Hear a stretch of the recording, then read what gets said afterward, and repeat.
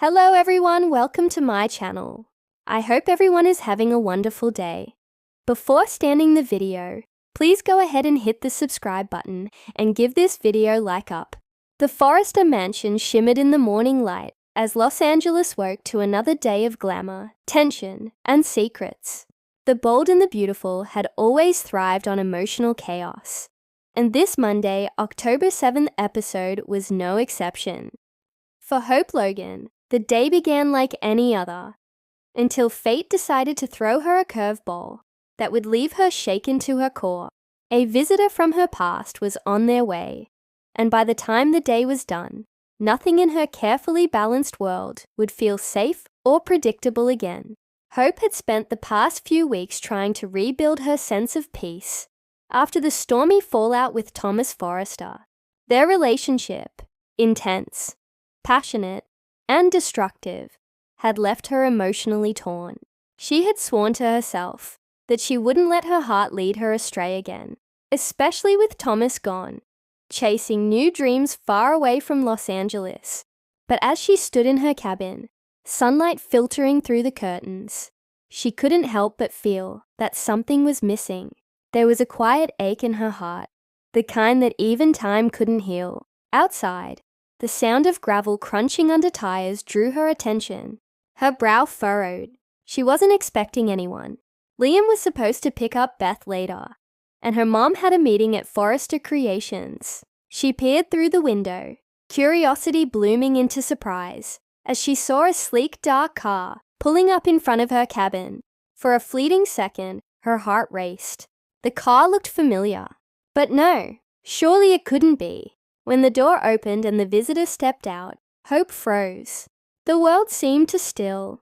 The air in her lungs caught as the figure walked toward her, confident, cool, and carrying the kind of emotional gravity that could only belong to someone from her past.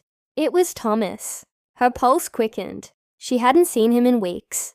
He had left for Paris after their final painful goodbye, a separation that had felt necessary, even if it broke both of their hearts. Yet there he was, standing in front of her door, eyes soft but unreadable. Hope hesitated for a moment before opening the door, the mix of shock and confusion flooding her face. "Thomas," she whispered. "Hey," he said quietly, his voice low and steady, though there was emotion laced beneath it. "I know I should have called first, but I needed to see you." For a moment, silence filled the room. Hope's emotions churned, memories flashing, his confessions, their stolen kisses, the way he looked at her as if she was his whole world. And yet, all she could think of was the hurt she'd felt when he walked away. "What are you doing here?" she asked, her tone more defensive than she intended. I couldn't stay away," he admitted. "I thought I could. But every day in Paris, I kept thinking about you, about us.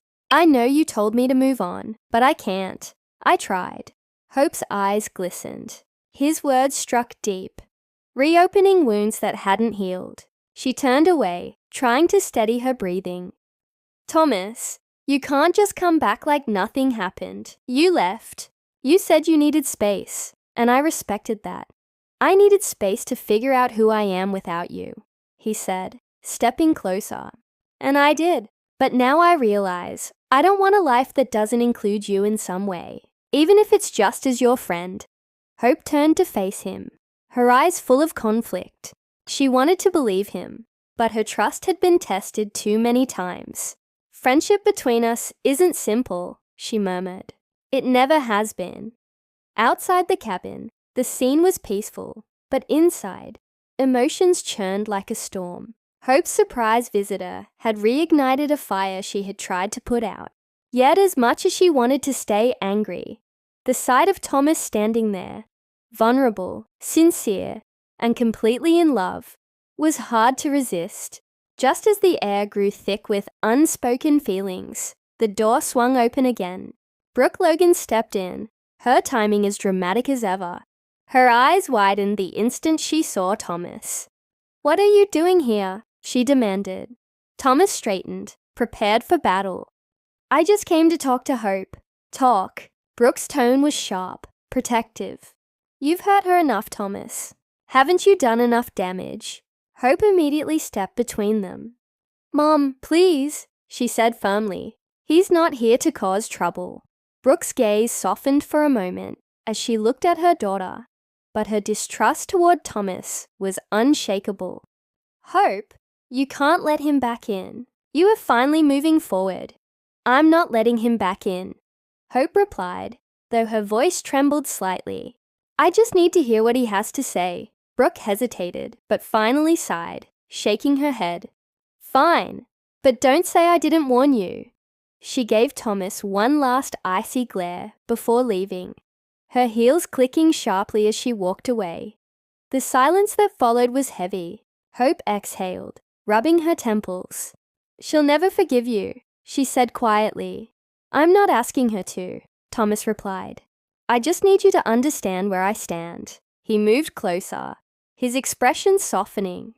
"Hope, I know what we had wasn't perfect. I know I've made mistakes, some of them unforgivable, but I also know that what I felt for you wasn't a phase. It wasn't obsession anymore. It was real." Hope's breath caught. His words carried weight, sincerity, and a touch of regret. For a moment, she allowed herself to remember the good, the way he made her feel seen, cherished, desired. But then she remembered the chaos, the pain, the endless judgment from everyone around them. "Thomas," she whispered, "I don't know if I can go through all that again."